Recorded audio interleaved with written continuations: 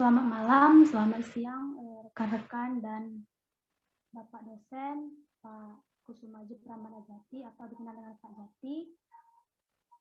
Salam sehat. Kami dari kelompok 11 Pasar Lembaga dan Keuangan akan mempresentasikan materi kami tentang pegadaian dan kartu plastik. Sebelum masuk ke dalam pembahasan, perkenalkan nama saya Natalia Storus, kemudian rekan saya Kirana Paramisti Putri Widianto, kemudian Milana Pitasari, dan yang terakhir Yusuf Kamdani. Di video kali ini, saya akan menjelaskan tentang pengertian pegadaian, sejarah pegadaian, serta layanan pegadaian. Yang pertama, saya akan masuk ke dalam pengertian pegadaian. Menurut Kitab Undang-Undang Hukum Perdata Pasal 1150, gadai adalah hak yang diperoleh seorang yang mempunyai piutang atas suatu barang yang bergerak. Barang bergerak tersebut akan diserahkan kepada orang yang berpiutang oleh seorang yang mempunyai utang atau oleh seorang lain atas nama orang yang mempunyai utang. Seorang yang berutang tersebut akan memberikan kekuasaan kepada orang berpiutang untuk menggunakan barang yang bergerak yang telah diserahkan untuk melunasi utang apabila pihak yang berutang tidak dapat memenuhi kewajibannya pada saat jatuh tempo. Perusahaan Umum Pegadaian adalah satu-satunya badan usaha di Indonesia yang secara resmi mempunyai izin untuk melaksanakan kegiatan lembaga keuangan berupa pembiayaan dalam bentuk penyaluran dana kepada masyarakat atas dasar hukum gadai seperti yang dimaksud dalam Kitab Undang-Undang Hukum Perdata Pasal 1150 di atas.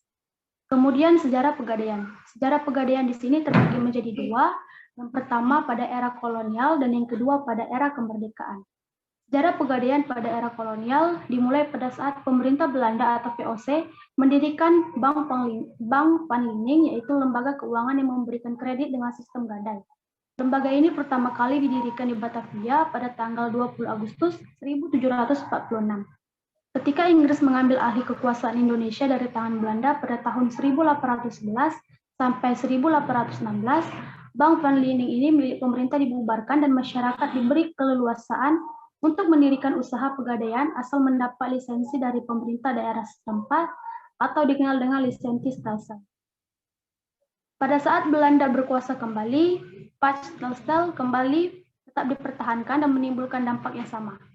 Pemegang hak ternyata banyak melakukan penyelewengan dalam menjalankan bisnisnya.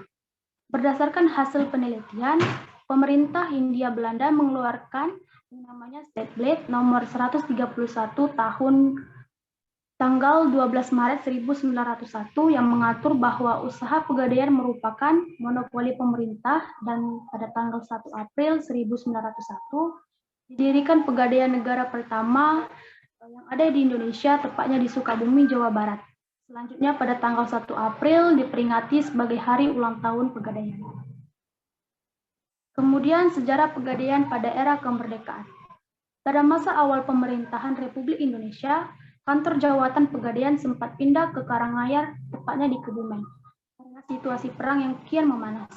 Agresi militer Belanda II memaksa kantor jawatan pegadaian dipindah lagi ke Magelang. Pasca perang kemerdekaan, kantor jawatan pegadaian kembali lagi ke Jakarta dan pegadaian dikelola oleh pemerintah Republik Indonesia. Pada tanggal 2 Juli 2021, pemerintah Indonesia resmi menyerahkan mayoritas saham pegadaian kepada Bank Rakyat Indonesia melalui peraturan pemerintah nomor 73 tahun 2021. Sebagai bagian dari pembentukan holding BUMN yang bergerak di bidang ultramikro. Selanjutnya ada layanan pegadaian. Di mana layanan pegadaian di sini terbagi menjadi beberapa bagian. Yang pertama ada pembiayaan. Pembiayaan ini terbagi menjadi beberapa bagian lagi, yaitu KCA atau kredit cepat aman. Kredit ini dengan sistem hukum gadai yang diberikan kepada semua golongan nasabah dengan jangka waktu kredit selama 4 bulan dengan sistem bunga per 15 hari. Kedua, kreasi atau disebut juga dengan kredit angsuran fidusia, di mana kredit ini diberikan kepada usaha mikro kecil dan menengah atau UMKM dengan sewa modal 1% per bulan secara flat. Ketiga, ada krasida atau kredit angsuran sistem gadai. Kemudian layanan pegadaian selanjutnya ada emas. Emas ini terbagi menjadi beberapa bagian. Yang pertama emas mulia atau murabaha mulia untuk investasi abadi. Emas mulia adalah merupakan pembelian logam mulia untuk investasi secara tunai atau kredit. Berat per keping mulai dari 5, 10, 25, 50, sampai dengan 1000 gram. Kemudian tabungan emas. Layanan pegadaian selanjutnya ada aneka jasa. Aneka jasa ini merupakan penerimaan pembayaran tagihan listrik, telepon, air, televisi, internet, pulsa handphone, pengiriman uang luar negeri, ataupun lainnya. Kemudian bisnis lain. Bisnis lain ini termasuk dalam properti, balai jasa lelang, logam mulia, dan yang terakhir The Gate of Coffee dan Gold.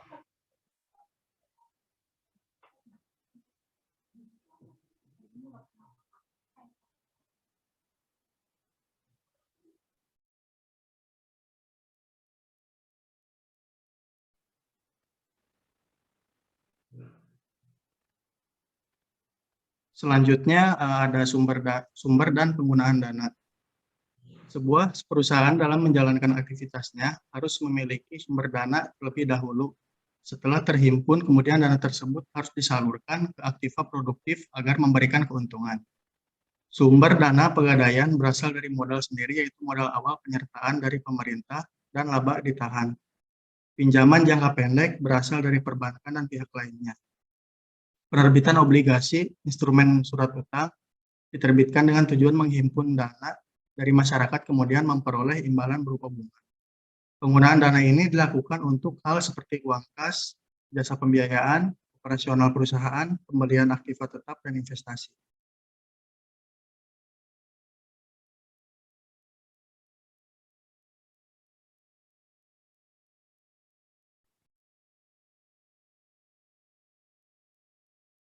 Keuntungan lembaga pegadaian.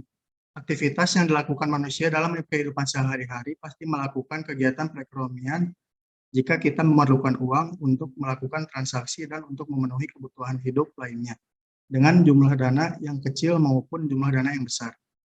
Jumlah dana yang relatif kecil masih dapat untuk mencukupi kebutuhan jangka pendek atau panjang, begitupun dengan jumlah dana yang besar dalam jangka waktu yang pendek maka akan sulit untuk mendapatkannya, walaupun sekarang ini banyak lembaga keuangan yang memberikan pembiayaan kredit. Di perusahaan pegadaian, begitu mudah untuk mengajukan pembayaran kredit. Masyarakat cukup datang ke kantor pegadaian terdekat dan membawa jaminan barang tertentu serta KTP atau kartu tanda penduduk. Maka uang pinjaman dalam waktu dekat dapat terpenuhi. Keuntungan perusahaan pegadaian dengan lembaga keuangan lainnya. Di poin A, waktu yang relatif singkat untuk memperoleh uang, yaitu tidak kurang dari 20 menit, karena prosedur yang tidak rumit dan berbelit-belit. B, persyaratan yang sangat sederhana, cukup membawa barang jaminan tertentu dan kartu tanda penduduk atau KTP sehingga memudahkan masyarakat memenuhinya. Poin C, uang pinjaman yang diberikan bervariabel mulai dari jumlah kecil maupun besar sesuai nilai taksir barang jaminan. Manfaat pegadaian bagi nasabah yaitu tersedianya dana dengan prosedur yang relatif lebih sederhana dan cepat dibandingkan dengan kredit perbankan. Mendapatkan fasilitas penitipan aman yang tepat. Kemudian saya akan menjelaskan mengenai manfaat pegadaian. Jadi untuk manfaat pegadaian bagi nasabah itu adalah tersedianya dana dengan prosedur yang relatif lebih sederhana dan cepat dibandingkan dengan kredit perbankan. Kemudian bagi nasabah, pegadaian ini akan membuat mereka mendapatkan fasilitas penitipan barang yang aman dan dapat dipercaya. Kemudian, selain bagi nasabah, ada juga manfaat bagi perusahaan. Yang pertama adalah untuk mendapatkan penghasilan dari sewa modal yang dibayarkan nasabah. Kemudian, penghasilannya bersumber dari ongkos yang dibayarkan oleh nasabah dan pelaksanaan misi PT Pegadaian sebagai BUMN yang bergerak di bidang pembiayaan adalah memberi bantuan kepada masyarakat yang memerlukan dana dengan prosedur yang relatif sederhana. Boleh di next? Oke, selanjutnya kita akan berbicara mengenai kartu plastik. Baik, jadi untuk pengertian dari kartu plastik sendiri adalah instrumen pembayaran atas kartu yang diterbitkan oleh bank atau lembaga pembiayaan yang lain yang dapat digunakan untuk alat pembayaran atas transaksi barang atau jasa dan dapat digunakan untuk penarikan tunai. Sebagai alat pembayaran, kartu ini sangat fleksibel dan praktis ya. Bisa dilihat di sini, kita sering melihat gambarnya ya untuk dari kartu plastik tuh ya seperti ini, yang sering kita lihat dalam keseharian kita. Bisa di next.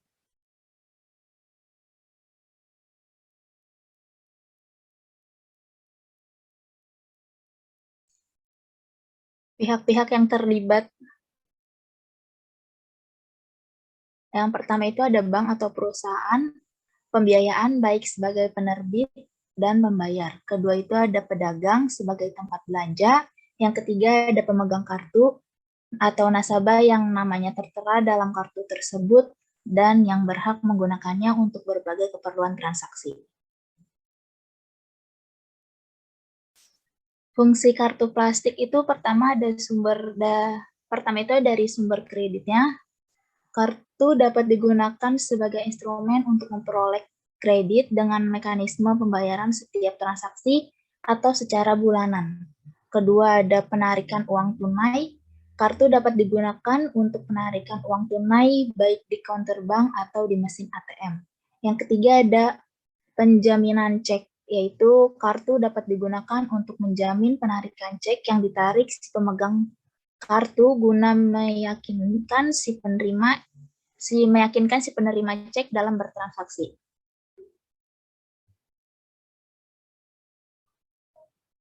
Jenis-jenis kartu plastik itu ada beberapa ya. Pertama dilihat dari segi fungsi, ada chart card, credit card, debit card, cash card, check, guarantee card.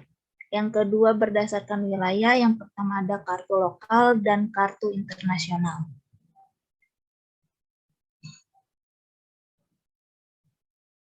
Credit card, suatu kartu yang dapat digunakan sebagai alat pembayaran transaksi jual beli barang atau jasa, di mana pelunasan pembayarannya dapat dilakukan sekaligus atau dengan cara mencicil sejumlah nilai minimum yang ditetapkan oleh pihak penerbit kartu dan terhadap saldo tersisa dikenakan bunga. Kedua itu ada pembayaran tersebut dilakukan paling lambat pada tanggal jatuh tempo setiap bulan sesuai tanggal yang telah ditetapkan, issuer untuk setiap pemegang kartu dan untuk setiap keterlambatan dikenakan denda. Selanjutnya itu kartu kredit dapat pula digunakan untuk menarik uang tunai melalui automated teller mesin atau ATM atau melalui teller pada bank tersebut.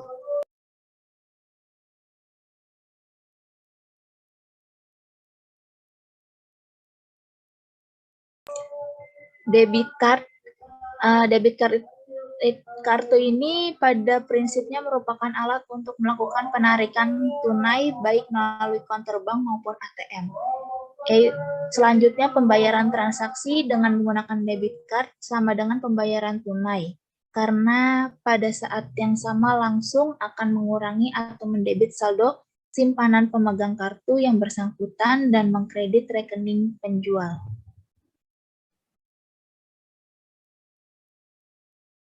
Ya, selanjutnya ada charge card. Kartu yang dapat digunakan sebagai alat pembayaran transaksi jual beli barang atau jasa, di mana nasabah harus membayar kembali seluruh tagihannya secara penuh pada akhir bulan atau bulan berikutnya dengan atau tanpa biaya tambahan.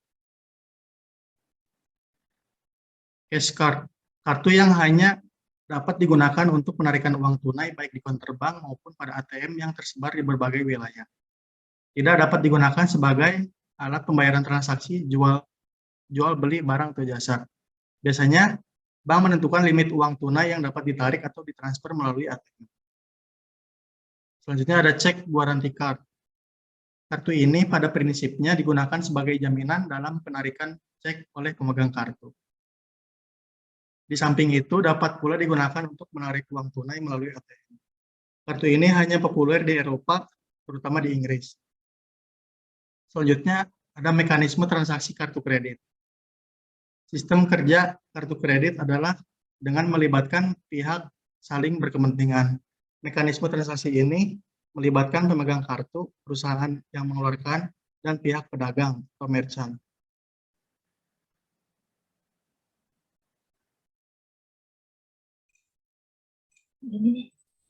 Mekanismenya itu yang pertama pemegang kartu mengajukan permohonan untuk menjadi anggota dengan memenuhi beberapa persyaratan, terutama terkait dengan penghasilan minimum. Kedua itu pemegang kartu dapat menggunakan kartunya setiap melakukan transaksi kepada semua merchant yang menerima merek kartu yang dimiliki. Ketiga, merchant Menchart kemudian melakukan penagihan seluruh transaksi jual beli yang dibayar dengan menggunakan kartu kredit kepada pihak insure.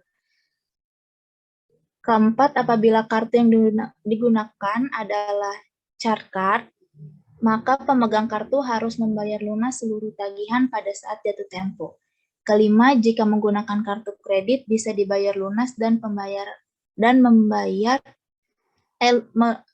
maksudnya bisa dibayar lunas atau membayar sejumlah minimum tertentu dari total tagihan. Keuntungan dan kerugian kartu plastik. Jadi bagi nasabah pemegang kartu dengan memiliki kartu kredit, baik dengan dikeluarkan bank maupun lembaga pembiayaan, diharapkan memberikan berbagai keuntungan. Demikian pula bagi lembaga penerbit kartu kredit tersebut, oleh karena itu pengguna kartu kredit dalam setiap transaksi akan memberikan berbagai keuntungan kepada beberapa pihak, walaupun pada praktiknya terdapat kerugiannya juga. Keuntungan di sini ada keuntungan bagi bank atau lembaga pembiayaan. Yang pertama itu iuran tahunan yang dikenakan kepada setiap pemegang kartu. Perolehan ini sangat besar setiap tahunnya. Bunga yang dikenakan pada saat berbelanja, lalu biaya administrasi yaitu biaya yang dibebankan kepada setiap pemegang kartu yang akan menarik uang tunai di ATM. Keuntungan selanjutnya biaya denda terhadap keterlambatan pembayaran di samping bunga. Keuntungan bagi pemegang kartu di sini ada 3, yaitu kemudahan berbelanja dengan cara kredit. Jadi nasabah tidak perlu membawa uang tunai untuk melakukan transaksi. Yang kedua ada kemudahan memperoleh uang tunai selama 24 jam dan 7 hari dalam seminggu di berbagai tempat strategis sehingga memudahkan untuk memenuhi keperluan uang tunai yang mendadak. Yang ketiga itu bagi sebagian kalangan pemegang kartu kredit memberikan kesan bonavitas sehingga memberikan kebanggaan tersendiri. Selanjutnya ada keuntungan bagi pedagang. Yang pertama dapat meningkatkan omset penjualan. Lalu sebagai bentuk pelayanan yang diberikan kepada para pelanggannya, sehingga pelanggan selalu kembali menggunakan atau melakukan hal yang sama secara berulang-ulang.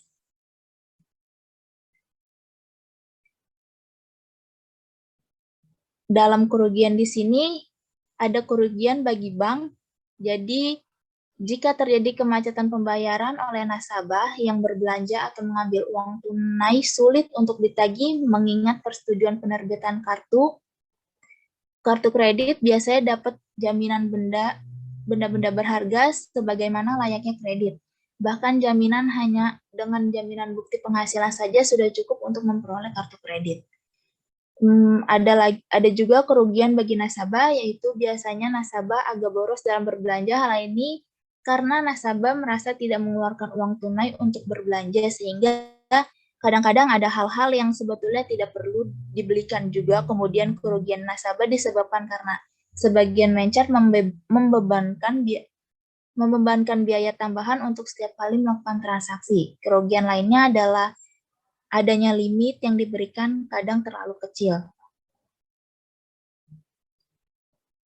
Demikian presentasi dari kelompok kami mengenai pegadaian dan kartu plastik. Kurang lebihnya mohon maaf dan terima kasih.